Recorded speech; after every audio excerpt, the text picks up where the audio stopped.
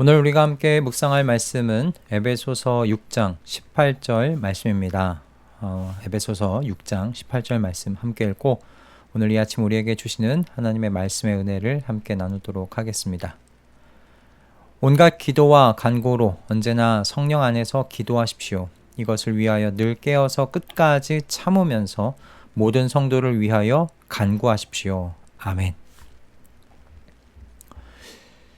여러분, 한 가지 기도 제목을 가지고 얼마나 기도해 보셨나요? 특히 한 인생의 구원을 놓고 얼마나 오랜 기간 포기하지 않고 꾸준하게 기도해 보셨습니까? 조지 뮬러라는 이름을 기도와 관련해서 한 번쯤은 들어보셨을 것 같은데 그는 5명의 친구들이 예수님을 믿고 구원받기를 간절하게 소망하면서 기도를 시작했고요. 이들을 위해서 몇 년 동안 기도했는가? 52년 동안 꾸준히 기도했다는 기록이 남아 있습니다. 기도를 시작한 지 1년 6개월 만에 첫 번째 친구가 예수님을 구주로 영접했고, 그리고 5년 후에는 두 번째 친구가, 그리고 12년 만에 세 번째 친구가 예수님을 영접했는데, 네 번째와 다섯 번째 친구는 오랜 세월 동안 변화가 없었다고 합니다. 조지 뮬러가 52년간 이 두 친구들의 구원을 위해서 기도했지만 그의 살아생전에 응답받지는 못했어요. 조지 뮬러가 세상을 떠난 이후에야 이 네 번째, 다섯 번째 친구가 예수님을 믿게 되었다라는 일화가 전해지고 있습니다. 이 이야기는 우리의 기도를 대하는 태도에 저는 도전을 던진다 싶습니다. 우리는 한 달, 1년 기도하다 정말 하늘이 노쇠같이 막힌 것 같고 아무런 변화가 일어나지 않을 것 같으면 기도하기를 멈추곤 하지 않는가 싶기 때문입니다. 물론 하나님의 침묵이 때로는 기도의 응답이 될 때가 있습니다. 우리의 욕심으로 인한 기도, 그런 기도에 분명히 하나님께서는 이렇게 응답하시죠. 그러나 남편과 아내, 자녀의 구원과 영적 성장에 대한 기도, 친구와 이웃을 위한 기도에 있어서 도중에 우리 스스로 결론을 내리고 기도하기를 중단해 버린 경험이 있지는 않은가 하는 겁니다. 그럼 이렇게 질문할 수 있을 것 같습니다. 왜 이렇게 우리는 정말 하나님이 들으실까 하며 기도하기를 중단하는 걸까? 에베소서 마지막에 기록되어 있는 이 말씀들을 보면 우리가 영적 전쟁의 현실을 제대로 인식하지 못하고 있기 때문이다. 그렇게 생각이 들어요. 여러분이 인정하든지 그렇지 않든 성경은 우리 모두가 다 치열한 영적 전쟁터 한복판에 있다고 말하고 있습니다. 그런데 우리가 이 현실을 간과하고 살아가고 있는 거죠. 오늘 이와 같은 우리를 말씀을 통해서 돌아보고 새롭게 기도의 자리를 위한 결단이 이 아침 세워지기를 소원합니다. 영적 전쟁터에서 포기하지 않는 기도의 능력을 갈구하는 우리 모두가 되기를 소원합니다. 바울 사도는 에베소서 6장 12절에서 이렇게 이야기를 합니다. 우리의 싸움은 인간을 적대자로 상대하는 것이 아니라 통치자들과 권세자들과 이 어두운 세계의 지배자들과 하늘에 있는 악한 영들을 상대로 하는 것입니다. 이 말인즉슨 우리가 매일같이 마주하는 어려움들이 단순히 사람과 사람 사이의 문제가 아니라는 거예요. 눈에 보이지 않는 치열한 영적 전투가 일어나고 있다는 말씀입니다. 마귀는 끊임없이 우리의 마음속에 그리고 우리의 눈에 보이는 모든 상대방의 마음속에요, 의심과 공포, 미움과 질투 그리고 혐오와 같은 감정들을 심어놓습니다. 그리고 급기야는 하나님의 자녀들이 기도에서 멀어지게 만들죠. 그래서 오늘 바울이 늘 깨어서 기도하라고 명령하는 겁니다. 언제나 성령 안에서 기도하라고 명령하는 거예요. 여러분, 깨어서라는 말은요, 영적 경각심을 가지고 살라는 말씀입니다. 우리가 처한 영적 현실을 분명하게 인식하고 마귀의 간계와 유혹을 분별하면서 살아가라는 것입니다. 그러려면 깨어서 기도해야 된다는 말씀이죠.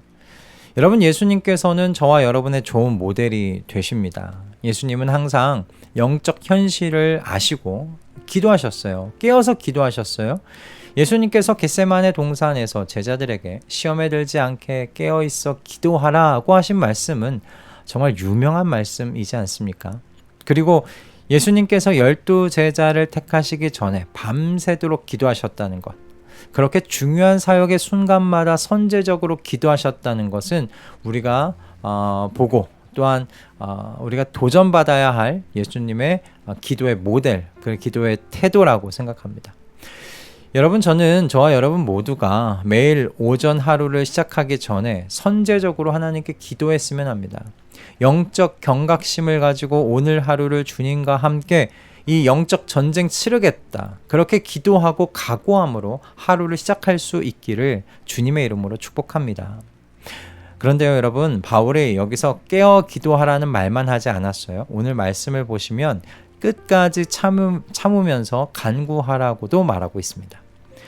저는 이 말씀의 의미를 잘 보여준 이야기가 누가복음 18장에 나오는 불의한 재판관 비유라고 생각합니다. 누가는 이 비유를 시작하면서 이렇게 말해요. 예수께서 제자들에게 늘 기도하고 낙심하지 말아야 한다는 뜻으로 비유를 하나 말씀하셨다라고요. 이 비유의 내용은 다들 아시듯 이렇습니다. 처절한 상황 속에 있는 한 과부가 있었습니다. 그녀는 보호자도 없었고요, 권력도 없었고 돈도 없는 무력한 존재였어요. 그런데 이 과부에게 있던 것 한 가지가 있었습니다. 무엇인가?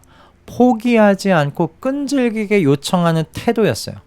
그녀는 내 적대자에게서 내 권리를 찾아주십시오라면서 재판관을 끈질기게 찾아갔습니다. 그래서 재판관이 어떻게 했습니까? 재판관이요, 자신이 하나님도 두려워하지 않고 사람도 존중하지 않지만 이 과부가 매일같이 나를 찾아와서 귀찮게 할 것이 뻔하니 그녀의 원한을 풀어줘야 되겠다라고 말합니다. 이 비유를 말씀하신 예수님께서 그래서 7절에 이렇게 말씀하셨어요. 하나님께서 자기에게 밤낮으로 부르짖는 택하신 백성의 권리를 찾아주시지 않으시고 모른 채 하고 오래 그들을 내버려 두시겠느냐. 여러분, 끝까지 참으면서의 의미를 잘 아시겠습니까? 기도의 응답이 지연되더라도 여러분 낙담하지 마십시오. 마귀의 방해와 핍박이 있더라도 굴복하지 마십시오. 그리고 하나님의 때와 방법을 신뢰하면서 잠잠히 하나님의 구원을 기다리십시오. 여러분, 이것이 끝까지 참으면서 기도하는 겁니다. 저는 이 아침에 우리의 이 기도의 현실을 점검해 봤으면 좋겠습니다. 며칠, 몇 주, 몇 달을 기도하고 응답 없으면 쉽게 포기하지는 않는가 하는 겁니다. 어려움이 오면 기도보다 인간적인 방법을 찾았던 건 아닌가 하는 겁니다. 하나님이 정말 들으실까 하는 의심을 갖고 있었던 건 아닌가, 우리 자신의 기도의 현실을 점검해 봤으면 좋겠습니다. 오늘 이후로 불의한 재판관에게 끈질기게 포기하지 않고 나아갔던 우리 과부처럼 기도해 보십시다. 응답이 지연되더라도 하나님의 신실하심을 믿고 기도하기를 포기하지 말아 보십시다. 늘 깨어서 끝까지 참으면서 하나님께 간구하십시다. 불의한 재판관도 들어주는데 하물며 사랑과 은혜의 하나님께서 우리의 부르짖음에 귀 닫으시겠습니까? 그런데 주님께서 이렇게 말씀하셨습니다. 그러나 인자가 올 때 세상에서 믿음을 찾아볼 수 있겠느냐.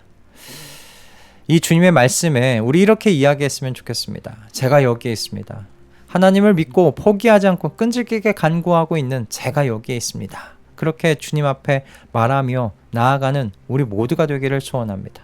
우리 이 아침 다시 한번 우리의 기도의 재단을 다시금 점검해보고 세워나가는 우리 말씀동행 가족 모두가 되기를 소원합니다. 정말 끈질기게 깨어서 참으며 하나님께 기도함으로 나아가는, 그래서 이 모든 영적 전쟁 이김으로 승리함으로 그렇게 체험하며 살아가는 우리 모든 말씀동행 가족들 다 되실 수 있기를 주님의 이름으로 축복합니다. 할렐루야.